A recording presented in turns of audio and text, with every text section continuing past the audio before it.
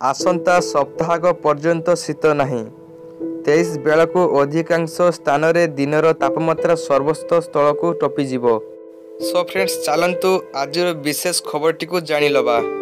आसंता सप्ताहक पर्यंत शीत नहीं, दिनर तापमात्रा बढ़िबो। एतिसह रातिर तापमात्रा भी 4 ରୁ 5 डिग्री वृद्धि पाइब।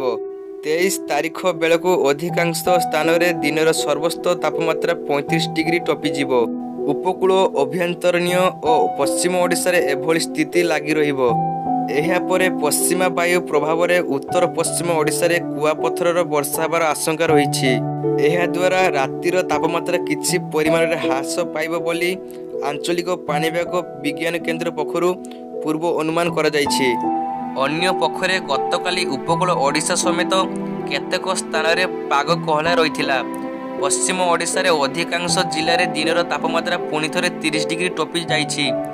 मालकानगिरी राज्यर सर्वोच्च तापमात्रा 32.5 डिग्री रेकर्ड होइछि।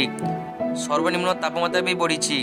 गोपालपुर, पारादीप, पुरी रे सर्वनिम्न तापमात्रा 20 डिग्री टपि थिबा पाणीपाग केन्द्र सूचना देइछि।